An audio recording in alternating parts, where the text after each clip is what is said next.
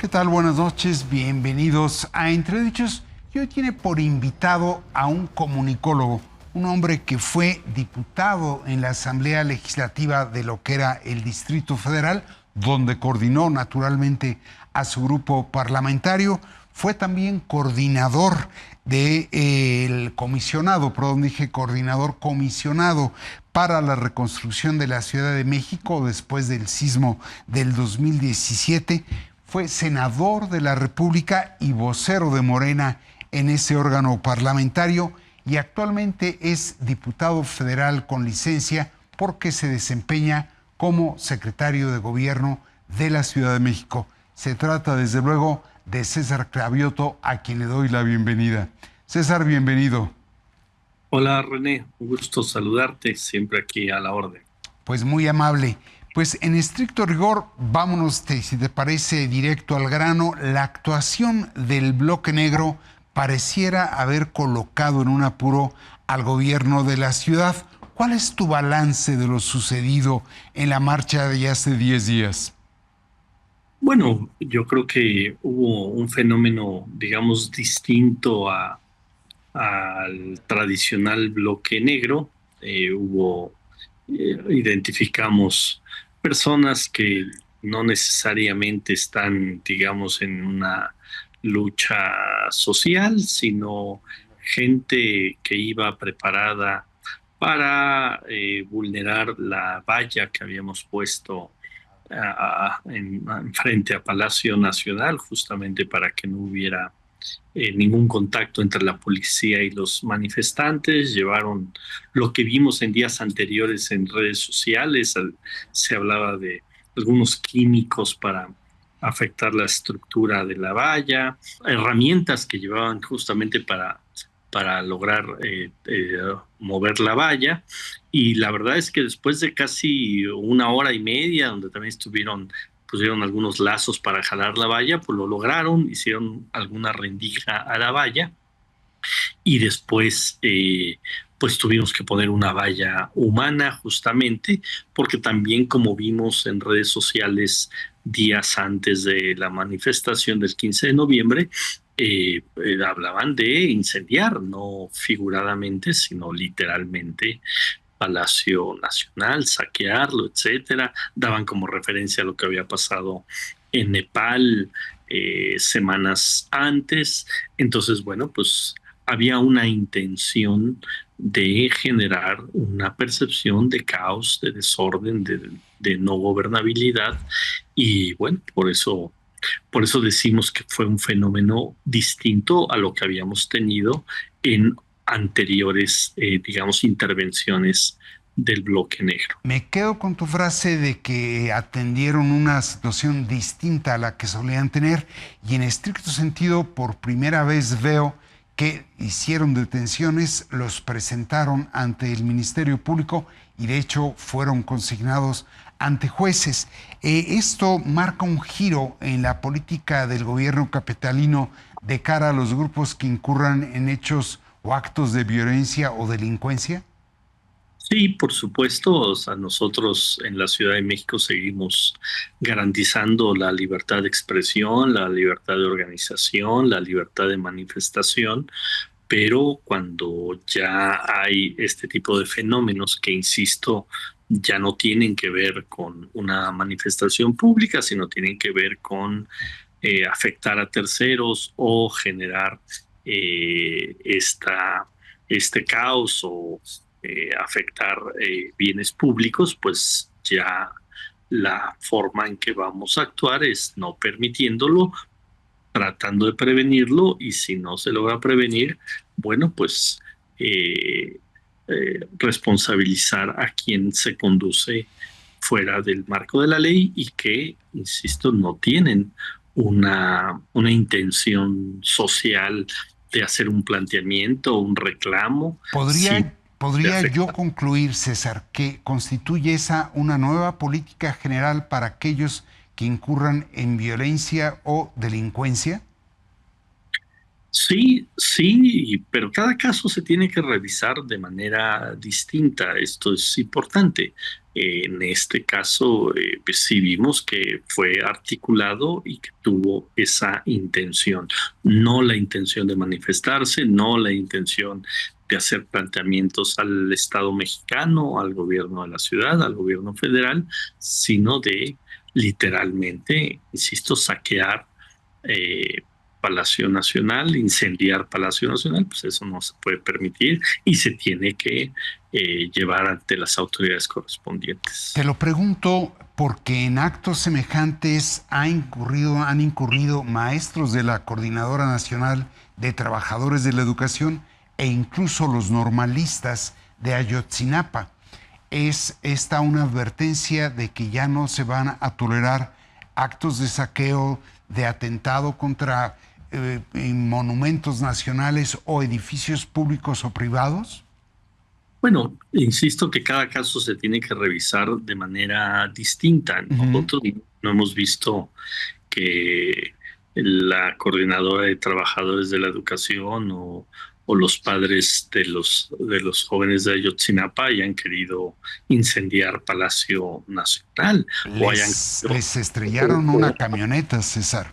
sí, sí, sí, sí, pero no fue justamente esa parte de generar esa afectación. Ahora, cuando se ponen vallas, justamente se ponen vallas para que no haya ese contacto entre la policía y los manifestantes. Ahora que vemos que algunos critican la acción del gobierno, que dicen, Ujú. bueno, la policía actuó. Bueno, la policía no quería tener ese contacto con los manifestantes. De hecho, mientras ocurrió la marcha, no hubo contacto de ninguna manera entre la policía y los manifestantes. Fue hasta que hicieron ese boquete a la valla. Entonces yo me pregunto, si lo que querían era manifestarse contra una forma de gobierno, contra un proyecto de transformación del país, pues ¿por qué querer derribar una valla?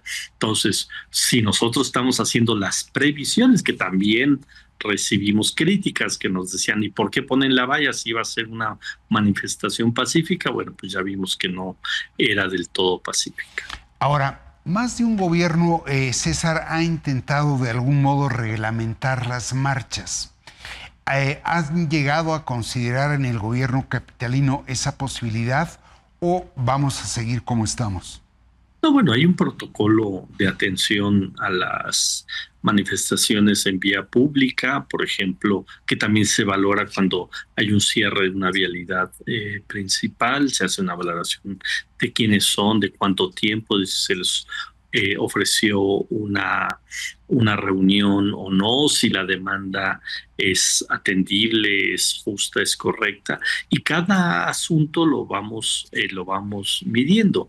Yo vuelvo a reiterar Ujú. que la Ciudad de México seguimos con la política del derecho a la libre manifestación, a la libre asociación, a la libertad de expresión, pero ya cuando se trata de situaciones como la que vivimos el sábado 15 de noviembre, bueno, pues sí tenemos que tomar decisiones respecto a quien de manera premeditada lo que quieren no es generar la atención de un gobierno, hacer un planteamiento justo, sino y llegar a generar caos y desorden e insisto, hasta la intención de incendiar Palacio Nacional y lo ¿Puedo vemos. concluir yo, César, que está descartada la idea de pensar en un reglamento para marchas y manifestaciones? Bueno, insisto, hay un protocolo que Sí, está vigente, que funciona, pero así como reglamentar en tales calles no se puede, en tales horarios no se puede, no, eso ok. sí, Ahora, no lo tenemos previsto. fíjate que revisando a través de inteligencia artificial cómo venía la sucesión de acciones por parte de grupos de choque enmascarados, tiende a aumentarse eso, de acuerdo con las cifras de esa investigación. En 2018 se registraron 18 casos, en 2024 31 y en lo que va de este año 28. ¿Por qué se dejó convertir en crisis un problema? Mira, puede haber un debate al respecto. Ujú. Nosotros decimos que este tipo de fenómenos se han incrementado desde que hay un gobierno democrático en el país y eso lleva a pensar que hay toda una estrategia de quienes no les gusta este proyecto de transformación que han querido generar esta situación.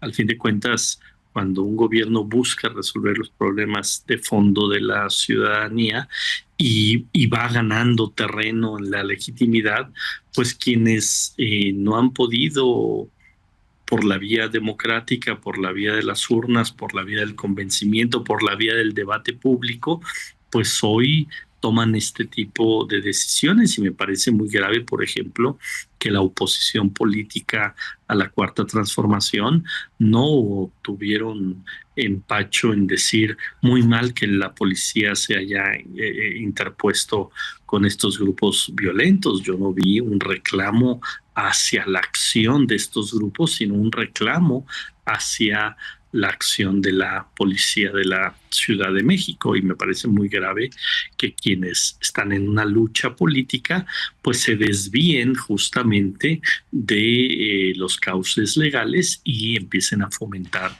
este tipo de actitudes. Pero tú distingues, César, entre lo que fue la gente que acudió a la marcha convocada por la generación Z de los grupos de choque. Bueno, primero decir que la convocatoria de la generación Z pues fue una convocatoria un poco simulada en términos de que no fue la generación Z. O sea, la generación Z son jóvenes entre 13 y 28, 29 años de Ujú. edad y lo que vimos de la composición de la propia marcha fue que sí hubo un 20-25% de esta población el sábado 15 fue mucho. El resto fueron pues la gente que no le gusta el proyecto de transformación y que respetamos y que tienen todo el derecho a manifestarse. Entonces, es generar esa percepción de que los jóvenes, que esa generación están en contra de este proyecto, pues también es parte un poco de esa percepción que se quiere instalar en el país. Yo diría que son los mismos grupos que se han manifestado en estos años en contra del proceso de transformación. Ahora, pero en estos tiempos en que se habla mucho de inteligencia en policial y que se habla mucho de estrategia, ¿ustedes tienen información clasificada sobre los grupos de choque que al final terminan desprestigiando a las marchas y de algún modo colocando en apuro a la autoridad? ¿Tienen información sobre ellos? Bueno, sí, tenemos información de algunas personas, algunos grupos que estuvieron involucrados en estos actos que salieron, digamos, del marco normativo, del marco de la ley, que no tenían, insisto, intención de hacer planteamientos, sino de llegar a agredir, a generar caos, a generar violencia. Algunos ya se han dado a conocer hasta públicamente, gente que decían que no eran Ujú. cercanos a un proyecto político, que resultó que evidentemente eran cercanos a un proyecto político, pero bueno, vamos a tener que seguir haciendo esta labor de información para que vayamos presentando a la opinión pública quienes están atrás de ellos y que insisto, si hay manifestaciones de grupos contrarios a la Cuarta Transformación, bienvenidas todo tipo de movilizaciones públicas, pero que sean dentro del marco de la ley, que eso es muy importante. Mira, porque lo vimos días posteriores. O sea, ¿por qué de una convocatoria de varios miles el sábado 15, el jueves 20 terminaron siendo 150, 200 personas? Porque creo yo que muchos que aún no concuerdan con la Cuarta Transformación, tampoco concuerdan, tampoco aceptan, tampoco están a favor de la violencia. Entonces, cuando se sienten que fueron parte de una intentona Ujú. de generar caos y violencia, pues a la siguiente convocatoria simplemente no fueron. Entonces, eso es importante que lo tienen que valorar los propios adversarios a la Cuarta Transformación, o sea, quien invita al caos, quien invita a la violencia, pues la verdad es que tiene un eco muy pequeño entre la población. ¿Puedo yo pensar entonces que vamos a tener información ulterior de este tipo de grupos violentos que ustedes darán a conocer o no? Bueno, seguiremos, claro, trabajando en ello porque nos parece que, insisto, una cosa es que alguien se organice para reclamar situaciones que creen que se tienen que mejorar en el país o en la ciudad, todo nuestro respeto para todos ellos. Pero quien se organiza para cometer actos delictivos, pues sí, tiene que investigarse quiénes son y cuáles son las formas en que se organizan, porque no es correcto.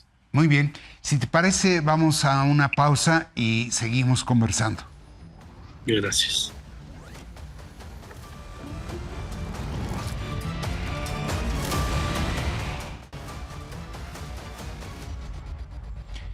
Estamos con César Cravioto, secretario de Gobierno de la Ciudad de México. Y César, yo quisiera preguntarte una cuestión. Los gobiernos federal y diría incluso el capitalino también han hecho de la no represión una suerte de mantra, pero a costa de renunciar al uso legítimo de la fuerza del Estado sin incurrir en abusos. ¿Lo sucedido cambia la perspectiva que tenían o se mantiene?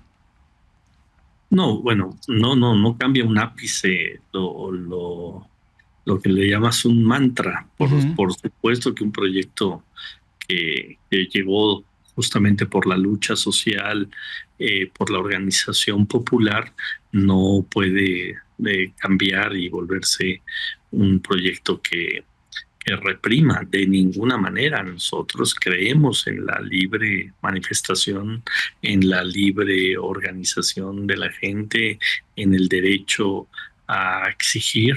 Eso seguirá siendo un principio rector del proyecto de transformación.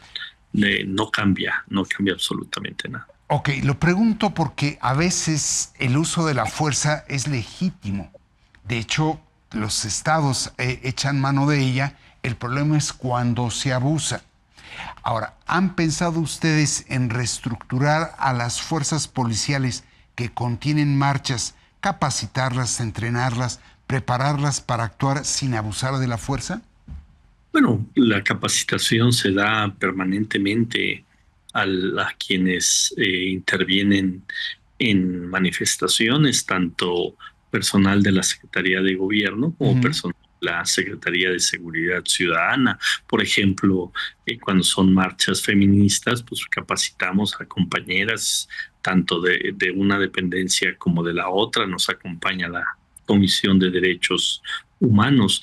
Yo creo que no tiene que ver con el tema de la capacitación que insisto, se tiene que hacer, se hace y se tiene que seguir haciendo permanentemente.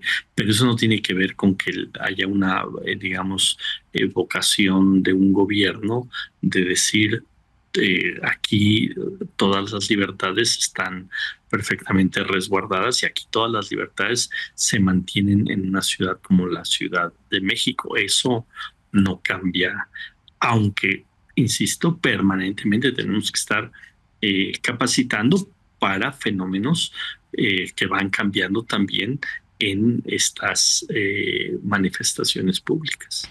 Ahora sí, yo de hecho te lo digo con toda franqueza, no estoy sugiriendo ni deslizando la idea de que vayan a reprimir, pero cómo mantener la disciplina y la mística en un cuerpo policial cuando se le envía con equipamiento defensivo y no ofensivo y es objeto de agresiones.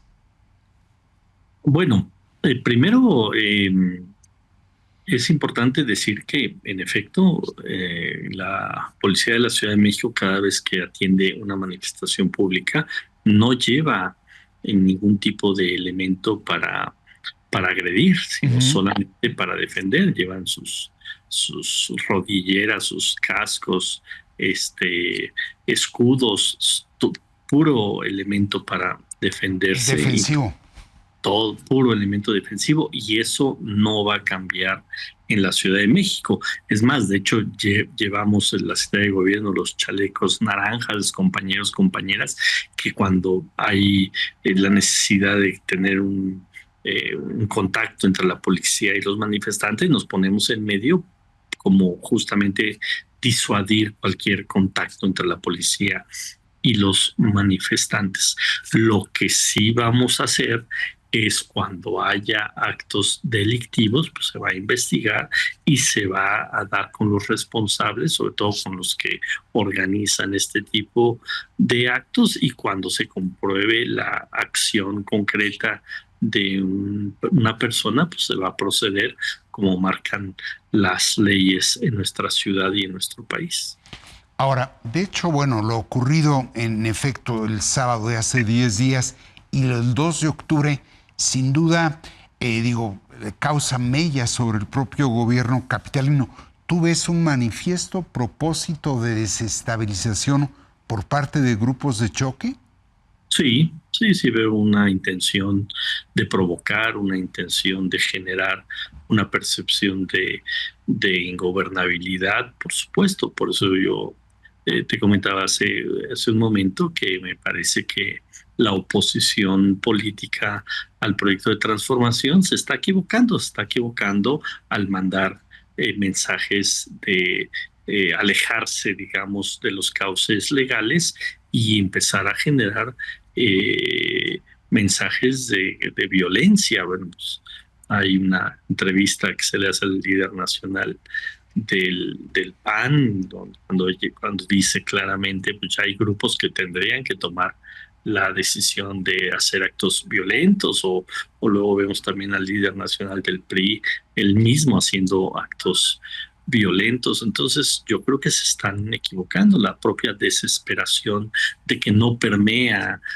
su proyecto, o su intentona de que la mayoría de la población rechace un proyecto de transformación, los llevan a tomar medidas equivocadas, decisiones equivocadas. Llamamos a que no se equivoquen y no se vayan por otros caminos. Nosotros pudimos acceder a tener la mayoría del respaldo del pueblo de México porque siempre se dijo, nuestro movimiento es pacífico, y siempre nos conduce, siempre la forma de conducir el movimiento fue hacia esa vía. Entonces, que no se equivoquen, porque no van a tener el respaldo mayoritario si toman estas actitudes. Ahora, me preocupa lo que dices porque sugieres con esto o responsabilizas con esto a la oposición política y no a grupos de choque entrenados para ese propósito. ¿Tú responsabilizas a la oposición política de la violencia de ese sábado? Bueno, ya hay evidencias de gente ligada a alcaldías en la Ciudad de México, que trabajan en las alcaldías de la Ciudad de México, que estuvieron en estas actitudes del sábado 15. Hay muchos de los que promovieron estas acciones, pues ligados justamente a la oposición política. Me preocupa que no haya habido un deslinde y con claridad decir estamos en desacuerdo con estas actitudes. Parecía que la molestia era que la policía de la Ciudad de México se interpuso a que pudieran hacer actos violentos en Palacio Nacional. Bueno, pues hay indicios, y a mí me parece que esos indicios no son preocupantes porque yo los Mm. diga, son preocupantes porque están sucediendo. ¿Tú estarías entonces de acuerdo con que la Asamblea, porque tú hablas de dos alcaldías, se ha señalado desde luego a la alcaldesa de Cuauhtémoc y al alcalde de Miguel Hidalgo, Atabe, como sujetos de investigación. ¿Tú estás a favor de que se investigue a ellos con el motivo de la violencia del sábado 15? No, yo creo que hay que hacer una defensa política y hay que hacer un reclamo de sus responsabilidades políticas. Yo creo que lo político tenemos que mantenerlo en ese nivel y que sea la sociedad la que juzgue y que sea la sociedad la que exija responsabilidad de autoridades que fueron electas para gobernar y no para aprovecharse del espacio de gobierno que se tiene para tratar de generar caos en una ciudad. Eso es lo que a eso yo los llamaría. O sea, tú te inclinas por la acción política, no por la acción administrativa, ni mucho menos judicial. ¿Es así? Sí, estoy totalmente de acuerdo y que sea la ciudadanía, que sean los habitantes de la Ciudad de México las que juzguen el actuar de todos los que somos servidores públicos. ¿Qué llamado le harías a Tabe y a Rojo de la Vega? Pues a todos los actores políticos que nos conduzcamos con responsabilidad porque no los va no los va a llevar a un buen puerto el que por sus ansias tomen decisiones equivocadas. ¿Y qué llamado o más que llamado, qué mensaje le darías a quienes salen a manifestarse sin pretender hacer uso de la violencia? Bueno, que se deslinden claramente de estos grupos es muy importante. Cada vez que nosotros tenemos previsto una manifestación, hablamos con los organizadores, les decimos deslíndense de grupos que se puedan infiltrar en su manifestación, que quieran hacer un acto fuera de la ley. Hay grupos que sí lo hacen, por ejemplo, el 2 de octubre hubo previo y posterior a la marcha, los organizadores dijeron nos deslindamos de quienes cometieron estos actos en contra de la policía capitalina o quienes de manera ilegal fueron y entraron a algunos comercios en el centro histórico. Nosotros quisiéramos eso, que todos los grupos que organizan una manifestación, cuando el gobierno, cuando la policía interviene para retirar materiales que pueden afectar a terceros, pues no los defiendan, porque eso luego pasa y eso genera pues puede generar cierto conflicto con los propios manifestantes. Creo que el más interesado en que su voz suene, en que sus reclamos queden claros ante la sociedad, debe de ser el primero en decir nos deslindamos de estos grupos. Por eso, por eso reitero una y otra vez que me parece muy irresponsable que los líderes políticos de oposición no dijeron qué mal que hubo grupos que fueron violentos, sino que dijeron qué mal que la policía de la ciudad intervino. Pues me parece que es un error muy grave de la oposición política en este país. Ahora, aquí hay un tercero afectado. Hay naturalmente comerciantes, restauranteros, hoteleros, incluso joyeros, que se han visto afectados justamente por esa violencia. ¿Qué mensaje o qué garantías les ofreces a ellos? Bueno, a raíz de lo del 2 de octubre tuvimos una reunión con los representantes de diversas cámaras empresariales, tenemos una mesa de trabajo, ellos mismos nos han insistido en que no se permita este tipo de acciones.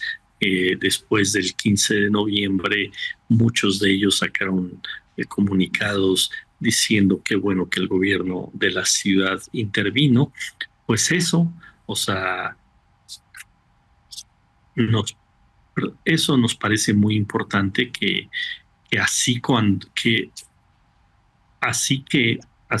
haya un reclamo de cuando no se interviene, pues que haya también públicamente un reconocimiento a cuando el gobierno de la ciudad interviene y separa a estas personas que no van a hacer un reclamo, sino van a hacer actos de violencia, porque si se quedan callados, pues entonces parece que solo reclaman cuando no actúa el gobierno y no hacen un planteamiento de apoyo al gobierno cuando el gobierno interviene. Entonces, sí es muy importante y sí les explicamos que es fundamental que ellos acompañen cuando el gobierno este tipo de acciones.